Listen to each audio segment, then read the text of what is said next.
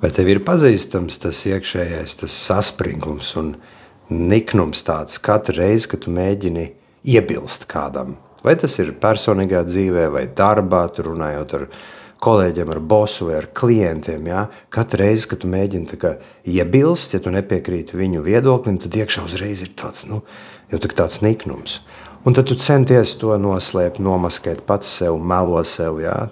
Tu sev pasaki, nē, labāk ir, kā teikt, neiebilst, es iešu, kā teikt, tā smuki forši ar to plūdumu, ar viņu viedokli, ko es tur kasīšos, vai ne?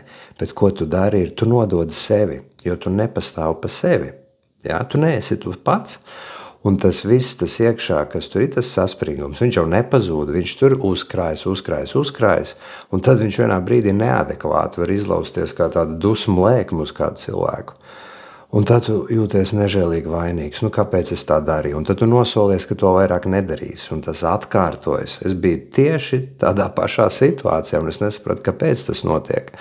Un tagad, kad es izgāju cauri terapijai un palīdzu citiem ar šādām problēmām, es zinu, kāpēc tas tā notiek. Tas ir tāpēc, ka bērnībā daudzi no mums uzņēma to ticību, sevī, ka būt labam ir pareizi, ka jebkurš konflikts un dusmas un tam līdzīgi ir nepareizi. Tie ir tie sliktie bērni, vai ne?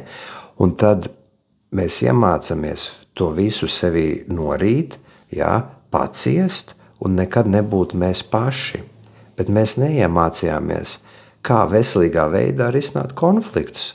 Un tad, esam šajās situācijās pa dzīvi, kā tādi nenobrieduši pusauģi, kas tā ideālistiski domā, ka visus konfliktus varēs atrisināt mierīgā ceļā, sadosimies rociņās un dziedāsim, un viss būs forši, un turpinam to krupi norīt, līdz viņš atkal viss tas uzsprāgst, un turpinam sevi apspiest un justies vainīgi, un tas cikls viņš sevi piedzīvo, jo tā ir tā zemapziņas programma, kas mūsos ir ielikta, Un terapijas laikā mēs varam smuki aiziet atpakaļ pagātnē, to visu atrisināt, integrēt pareizā veidā un iemācīties pastāvēt par sevi un nejusties neadekvāti dusmīgi iekšā, Iemācīties izmantot veselīgu tādu dusmiņu, tādā adekvātā veidā, un tas ir ļoti labi iespējams. To mēs darām terapijās, un cilvēki pēc tam ir laimīgi. Viņi jūt, ka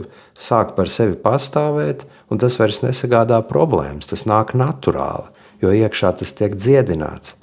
Un tu sāc pastāvēt par sevi, un citi to jūt un redz, un tā enerģija plūst. Nāc uz izaugsmesterapija.com, strādāsim!